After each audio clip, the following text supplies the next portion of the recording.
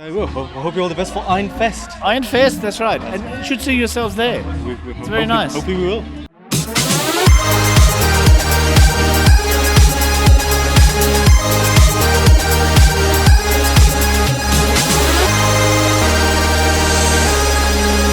Hey guys, and welcome to Experience, the show where I, Indy Saggu, and my film crew take you from the largest expos to smallest outings and ask and answer one simple question. Is it worth the experience? And welcome to the Kingdom of Ironfest.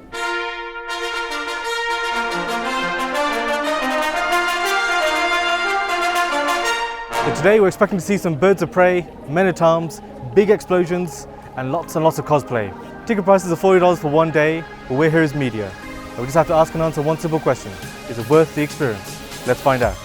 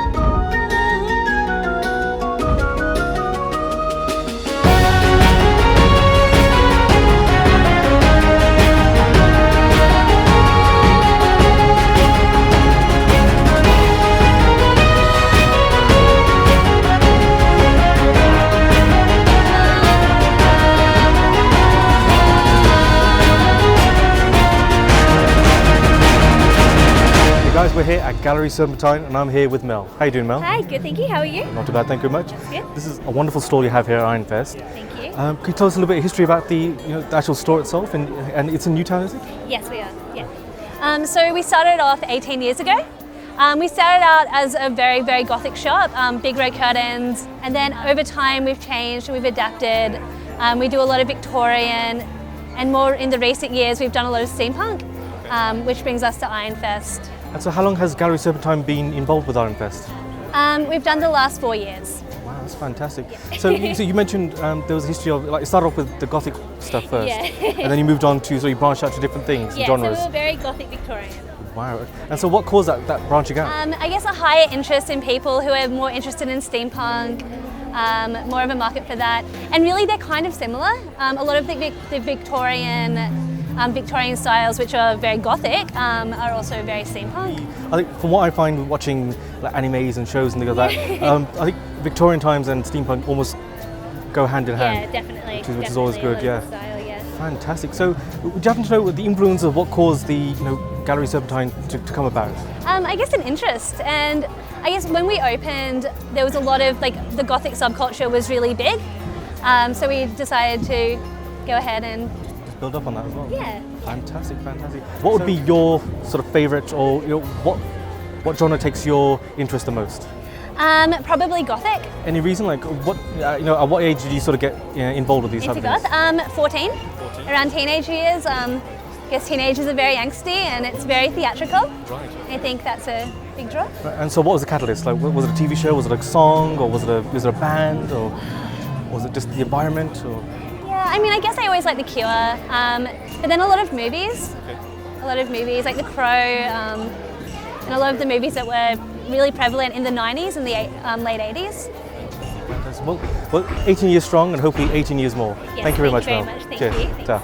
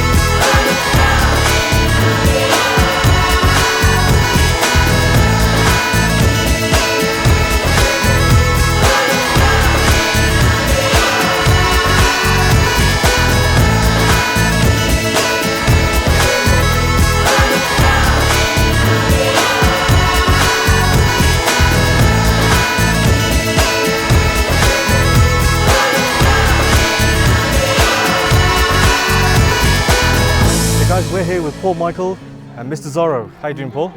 Doing well, thank you. That's very good, that's very good. So you're here with the Full Flight Birds of Prey, right? How long has this been going on? I've been working for the Full Flight Centre since about 2007, and the owner of the centre, Graham Coles, has been working with birds of prey since before I was alive. So yeah, he's very experienced in the field. Yeah. So could you tell me a little bit about the history of the actual centre and the facilities that you provide? Yeah, we keep around about 50 birds of prey in our centre, all Australian native birds of prey, raptors specifically. We have over the years had the odd kookaburras and currawongs and crows and things like that, but mostly we deal with raptors, so birds that hunt with their feet. And they're huge talons as well. Yeah. My goodness. So you mentioned, so you keep them in captivity. Mm-hmm. So what are the conditions like as compared to in the wild? Basically, we try and replicate their wild lifestyles as much as possible. So our birds get the same diet that they would get if they were wild birds. Okay. Zorro, the wedge-tailed eagle, gets rabbit and duck and kangaroo and all sorts of different meat that he would otherwise be hunting in the wild. Every single bird has its own enclosure. Fantastic. So they basically are lofted in their own enclosure and they can fly around in there. They have basically the life expectancy that they would have in the wild is almost tripled in captivity. That's brilliant. That's fantastic. All of our birds are being bred in captivity, and we can trace their lineage back for generations through zoos and wildlife parks. Yeah. We also do wildlife rescue and rehabilitation. So injured birds come in, we rehabilitate them and move on again. So are all the birds that are held at the rehab centre, or the centre itself, are they able to be shown in exhibitions like this? Only captive birds are allowed to be shown to the public, Okay. but wild birds are taken in, looked after, and then moved on again from there. So they're a separate licence and are kept separate. Yeah. Brilliant. So can you just tell me a little bit about Zorro here? Yep. So he's a wedge-tailed eagle. Yeah, he's a wedge-tailed eagle. And so what's some of his bio? Like how old? Or like He's 10 years old. Okay. You can see he's got a lot of black feathers. Right, yeah. He's born gold. And every year they lose some of those gold feathers and replace them with black ones. We've got a female in our collection. She's about twice his size and is almost all black because she's about 18, 19 years old now. Yeah. In the wild, they'd probably live to 20 or 30 years. Right. In captivity, he'll outlive me. He'll live to probably 60 or 80. So the wingspan? Yeah, he's got a 2 metre wingspan. That's taller than me. Yeah. That's taller than me. That's, The female's bigger than that. Yeah. It's so majestic. They're so big. Yeah. Wow. May I hold the bird? Yeah, absolutely. We'll just put this gauntlet on for you. So which arm? On the left arm. Always on the left. Yep. Make sure your thumb goes all the way down. Yep. Okay, just take a big step forward over here. All right. Okay. Let's do this. Put your arm out like this. All right. Okay. Step. Good boy. You can see his talons. It's a good indicator of how he hunts his food in the wild. If he was a wild bird, he could land on a kangaroo and just crush its skull. Yeah. Silent killer. Yep. Yep. Even rabbits. Yeah, he could just land on a rabbit and crush. Okay, I'm sure people at home would be wanting to know why the helmet. Okay, the hood just keeps him calm. Okay. Naturally, out here in a festival situation, there's a lot of people. He's very territorial. In his enclosure, only one person goes into his enclosure, and that's his full-time handler. So basically, we replicate in the wild. He would marry for life. He would have one female eagle, and that would be the only other eagle that would go near him. So in captivity, his handler is the only person that goes into his territory. Now we've had lots of artillery fire going on. How does that affect Zorro? He doesn't mind in the slightest. Yeah, we can always tell how our birds react to things, and yeah, he's been, as you can see, very calm to the surroundings here, and that's one thing that the hood does for him. It keeps him calm, no matter what the environment is. Yeah. Brilliant. Yep. Well, Paul Michael, thank you very much. I've had a great day, and thank you very much, Mr. Zorro. Okay, step up.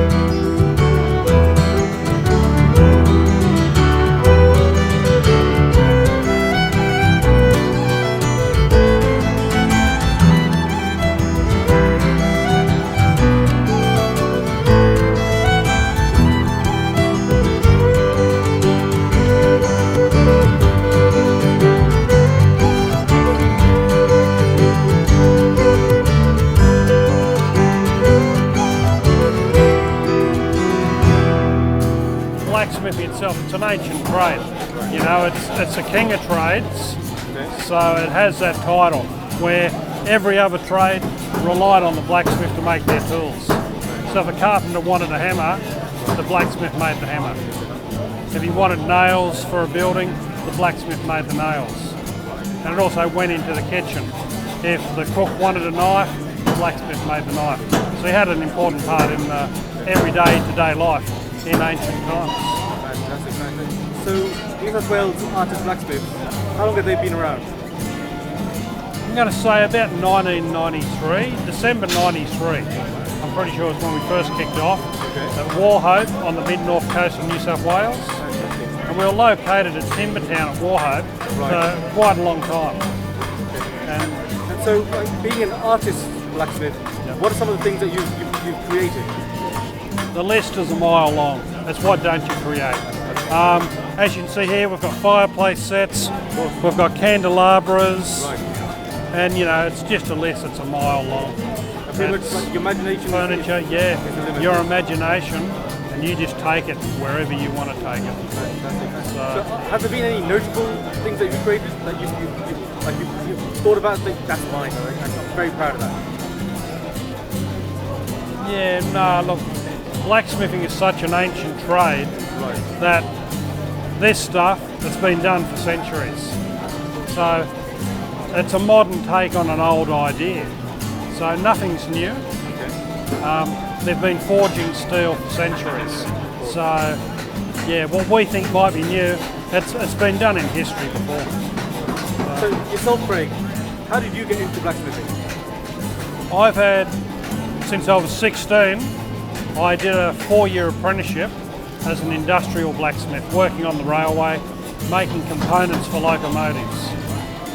And then part-way through my apprenticeship, we watched a video of the Queen's blacksmith who did the decorative ironwork. And we saw this video back in the 80s and thought, wow, there's another aspect of blacksmithing that we really didn't know much about. We thought it was all industrial, make a part for a locomotive and that. And that's what got me started on the artistic side, was this old blacksmith who'd done work for the Queen. You think inspiration from there and made it grow? Yeah, I used to work on the trains Monday to Friday. Come the weekend I'd make this stuff and it was all pay my insurance, pay the rego on my ute, gave me a bit extra money, and then I found other like-minded people who were doing the same. And yeah, associations like the ABA have come about because of that sharing the like-mindedness. Yeah, I think it's just that sense of community as well, isn't it? Oh, it's a real community. It really is. Yeah, they're a good bunch of guys. Today we had members who were 15-year-old, all the way up to the oldest here is probably mid-70s. So we've got a real range of guys. So is this the first time you've come to Ironfest? Oh no, we've been coming here. We're trying to work it out. I think it was 1999 was the first one. So there's 17 years of supporting Ironfest.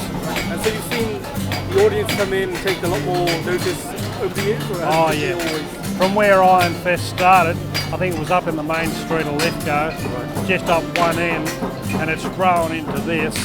Yeah, it's been a real development. It really is amazing. Yeah, it really is amazing. So the parts that have been going on today, the project work that's going on today, is that purely for artistry at all? Or do you it's artistry. Look, they're under the power hammer, they're making industrial stuff.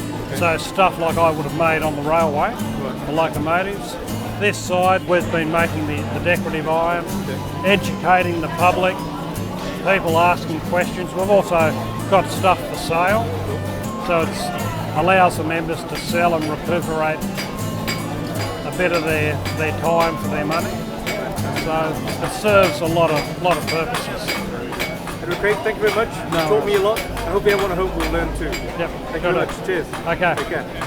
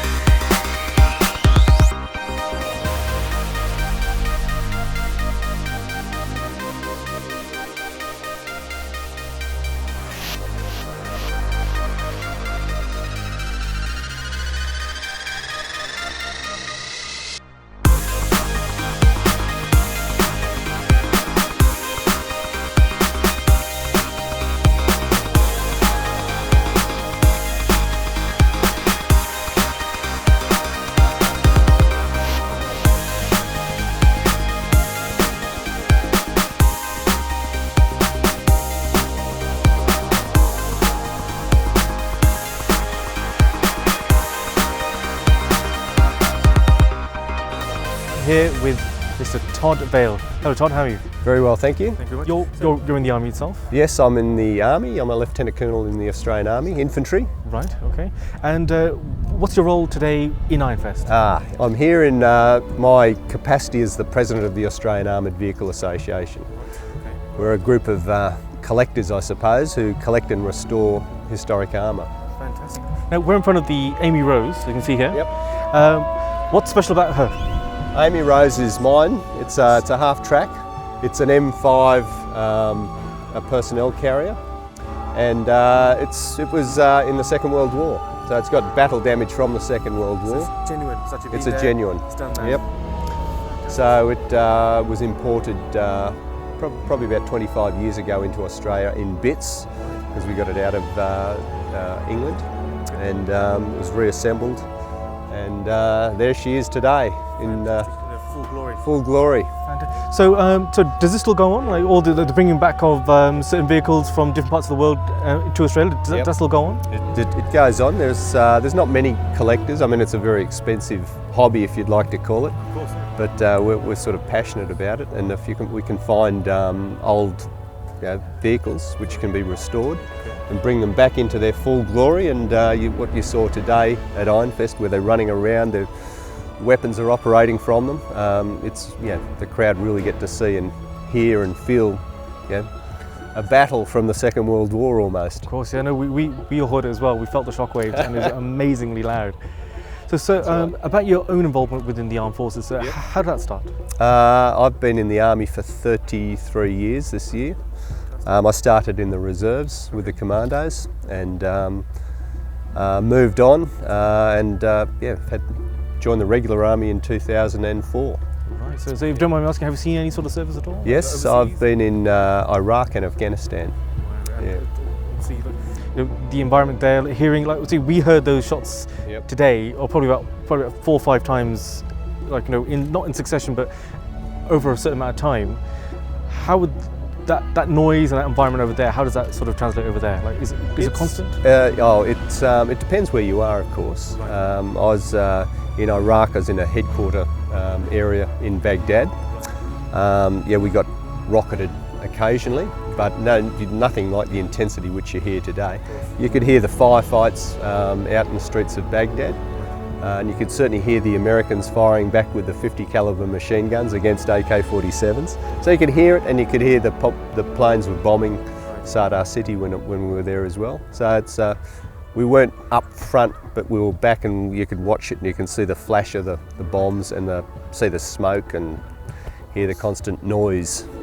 But nothing compares to like we were doing today. That's up close and personal. Right. Well, moving back more locally now. So how long has the Vehicles Association been affiliated with Ironfest? This is our 3rd year now. They've been after us for a few years. Obviously, to get us here, it's an expensive transport cost. But they paid for us 3 years ago. We came, and I said we could do a bit more.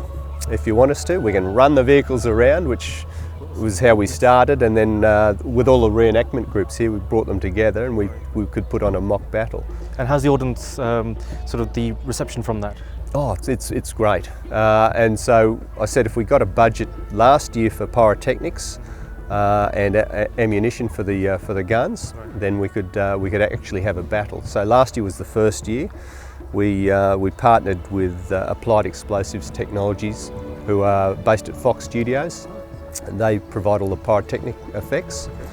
And Chris Murray and his team came and did what you saw today.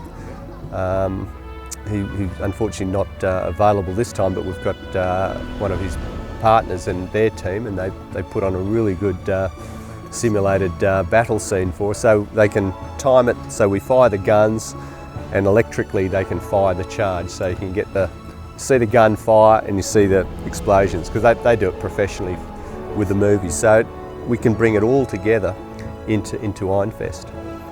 Well, sounds great, and I hope it just gets bigger and better. Yes, well, we got sponsored this year by wargames.net and World of Tanks. So they provided a lot of sponsorship money this year, which was great. So a lot more bang, a lot more flash, and we're able to bring some armoured vehicles from interstate from our other collectors. Yeah. Thank you very much, Todd, and yeah, we hope to see you next year. No trouble. We'll be here. Take care. Okay.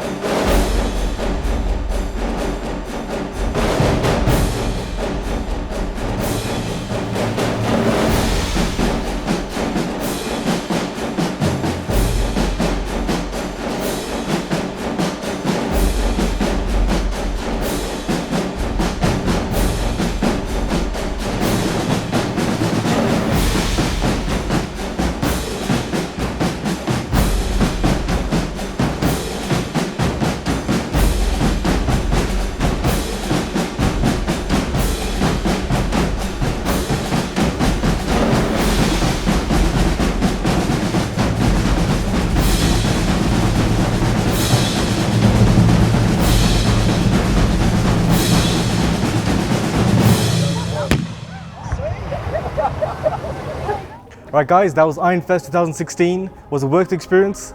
Absolutely. And what we saw today was that the people were really friendly, there's a great variety of food, and the amount of talent on display was phenomenal. The only regret that I have is that we couldn't see everything. That's how big it is here. It's such an amazing event. So if you are going to come next year, I recommend coming for the 2 full days. Hopefully you'll be able to see everything by yourself. And on that note, we will be coming back here next year, and we hope to see you for the next experience. Cheers.